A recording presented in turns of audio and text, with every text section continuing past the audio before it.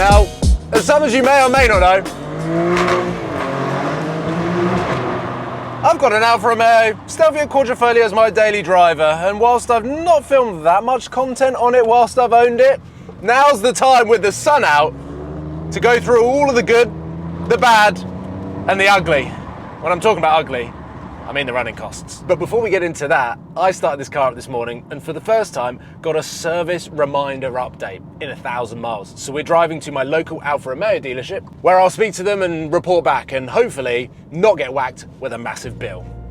Armed with the Stelvio service book, I headed up to the front doors with the realisation that I'd not set foot in an Alfa dealership or service centre during my Alfa ownership, which you could argue is a good thing. So met the service manager, got the information and the numbers, took a quick look at a lovely Giulia GTA that they had tucked in the corner before heading out onto some countryside roads so that I could park up in a lovely lay-by to relay all of what I'd found out. Boom, we've got the figures. We went to Alfa Romeo, service pack in hand. It's been inspected. The numbers don't look good. But look how good it looks. Did you hear the guy say? Wait. Why are you changing topic? Well, look, Alfa Romeos are known for their beauty. They're known for the passion. Yeah, that's not the right word. We're here to... Did you hear the guy say? We want to find out. That's the best colour he's ever seen in the Alfa Romeo. We're not going to talk about how much the service is cold. Have you seen how much carbon fibre is inside? Look, there's so many pros to the Alfa Romeo. Is it really that bad? I would say it goes alongside some of the other running costs that I want to talk about in this video. Oh, God. But it's a beautiful day. We've got some great roads. And I want to get out in this car because I said when I bought it, I want to document the ownership of an Alfa Romeo. And well, this is kind of an honest, transparent video of how I'm going to go bankrupt very slowly. Now, the number one thing that I love about this car is the new wrap, the midnight emerald green, very similar to a Bentley colour. We've also got these aggressive vents in the bonnet, and of course, the Ferrari engine. But don't get too close because it looks quite dirty.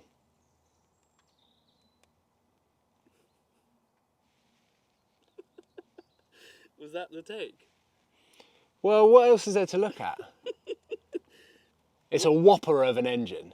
What is this engine? It's an Alfa Romeo V6. No, but like you said, it's Ferrari. What's it from? It's a V8 stripped out of 2 cylinders. So it's not a Ferrari engine? No, it is a Ferrari engine. It's just like 80% of one. However, that Ferrari engine, or 80% of that Ferrari engine, does make for a lovely exhaust tone.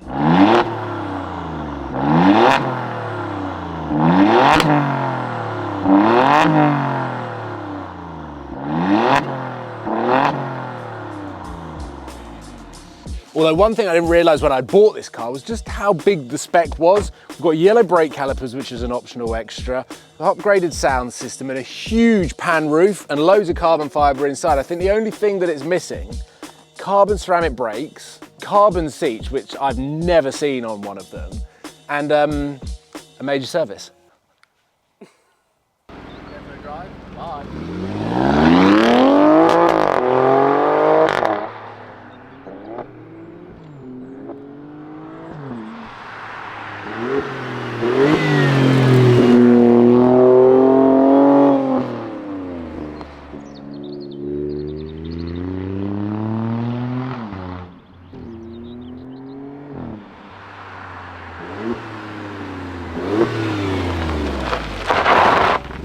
Can't keep doing this, car. The fuel's going down too fast.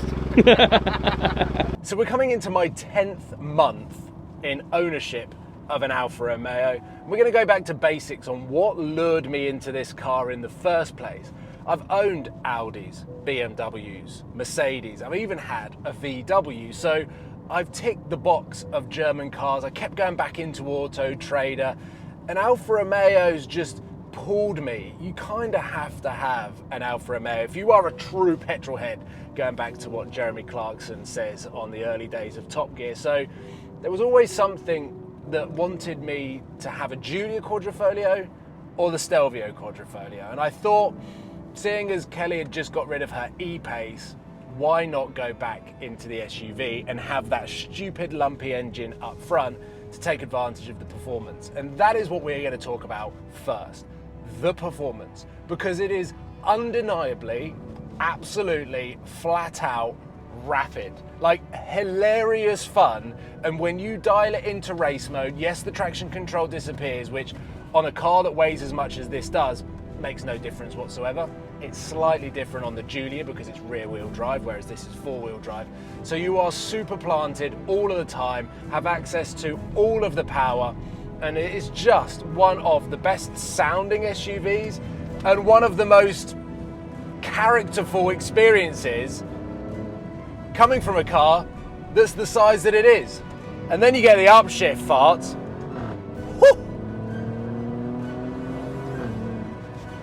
And it is always bringing a smile to my face. However, there's really only 5, maybe at a push, 10% of the time that I'm driving this car do I actually have it in race mode and enjoy the drive, because I've got my V10 manual R8 to enjoy these country lanes, so it is very rare that I actually do put it into race mode. So then I dial it back into either dynamic, normal mode, or the efficiency mode, which down here is letter A. Don't really know what it means, but it is the efficient mode. And then you get on to some of the frustrating bits, because whilst you've got that great engine, what comes with a great engine, it's actually not that modern, which actually is quite inefficient. So the main pro of the Alfa Romeo Stelvio Quadrifoglio, other than the fact that it has got a phenomenal name, is it is so good in race mode that it will keep up pretty much with every super sports car on public roads. But once you strip that away from the car and you look at it as a daily driver, a practical car that you need to nip around town in, that's when you start getting into some of the frustrations that I've experienced actually living with it day to day. Most people that I speak to that have driven it either drove it on a press trip or they had it for a week from Alfa Romeo. Not many people actually grabbed this car by the balls and bought it. Therefore, my conversations are quite skewed with people that absolutely love it and love the sound because they spent the entire time in race mode, which is just not sustainable on a car like this, because the suspension hardens up, everything is super sensitive, the throttle becomes like a kangaroo if you're going over uneven surfaces, so you have to dial it back into a normal mode, into an efficient mode. And as a lot of people know, I love cruising. I love me a GT car. So the one thing that I love in cars is when you put it into a comfort mode and you get onto the motorway, you can cruise with quite high MPG, and I've got some favourite cars of mine that I've driven based on the fact that I've got 50 plus MPG out of a car that might look like a Bentley Continental GT. I'm not saying I've actually got a 50 MPG out of a Bentley Continental GT. I was actually referring to the BMW 840D, which is one of my favourite cars. Incredibly boring, but great on fuel. Not to be said about this car, because the last time I reset the trip was 2,909 miles ago. The majority of it, motorway miles. Every now and again I'll nip into town, I'll nip into London. But across 3,000 miles, my average MPG, 25.9 MPG. My Nissan GTR was more efficient than that. So usually when I'm judging cars, especially cars that I own, I compare them to other stuff that I've driven, that I've been able to experience. And unfortunately, for the most part, the Stelvio doesn't stack up against some of the dailies that I've had, some of the other cars that I've been lucky enough to drive. And it comes down to performance out of 10, practicality out of 10, how stylish it is, how it sounds, what the infotainment system's like. And I did get warned by people about the infotainment system and how dated it is in the Alfa Romeo. And I thought, well, when you're buying an Alfa Romeo, you're gonna have quirks. And actually, with Apple CarPlay, it makes no difference to me whatsoever. Some of the quirks with this car do come from very weird pockets of how they've built this car. Things like when you put it into gear and then lift your foot off the brake, the car accelerates so fast to about 7 miles an hour. It's so sensitive, but in traffic, it's really quite annoying because you're constantly having to feather the brake throttle. That was rather fast. That I haven't actually got used to the brake pedal, which I thought that I would after doing miles and miles and living with this car. And there are just things that I find it actually quite hard to describe, that in a way, I think if you haven't owned a German car and you bought an Alfa Romeo, you wouldn't think anything of it. But when you've got the German cars to compare it to, you realise that the Alfa Romeo in some areas is an inferior product. However, going back to his party piece, the Germans can't do this.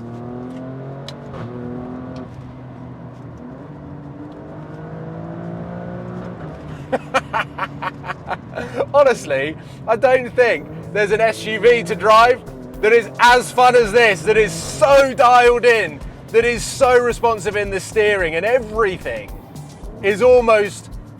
When they developed this car, I think they must have spent all of their time making race mode as fun as possible, and then everything else was a Friday afternoon job, and I don't think Alfa Romeo fully appreciate that customers will use any other mode other than race mode.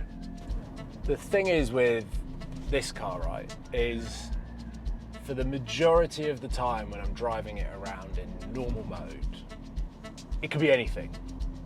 So at that point, I kind of drive around going, yeah, I'm all right. I'm in a comfy car. It's got a good sound system. The sound system is good for a standard one. That pan roof also is monstrous. And I think, yeah, pretty happy with it. It's quite a luxury car. But then I don't think I've had a daily, maybe the M3 and the C63, which are a little bit freakish in terms of dailies, where this has put a smile on my face. And that's probably why Alfa Romeo sells so few, is because most people will buy a German car and be happy with day to day, just plodding around without having a smile on your face. They don't need the Sport Plus mode, but if you are looking for a car that can do it all, and all you have to put up with is pretty bad fuel economy and quite high service charges, this is probably like a good car for that. So as we've touched upon in this video, there are a lot of pros and a lot of cons. It is not the best driver's car, it is not the best daily I've ever had, but look at it. And I think it always goes back to how it looks, how it sounds, and also, especially in race mode, how it makes you feel. And I'm not known for buying perfect cars. I owned a Murcielago, which was terrible at low speeds. So to have a daily driver that's not quite that good in comfort mode and pretty bad on fuel, kind of goes alongside some of the cars that I have owned.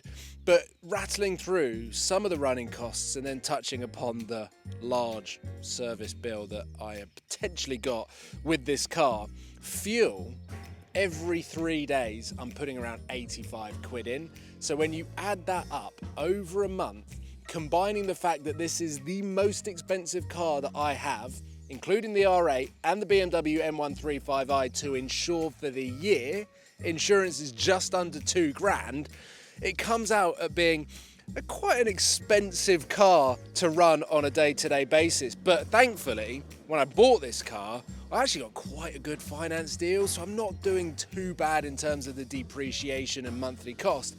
But it's all of the additional costs that come with this car, including the service that Alfa Romeo said this car needs, which also includes a new timing belt. And that is coming in at £1,990, which I was really hoping it wasn't going to be that, because the other service is just a standard maintenance at 400 quid.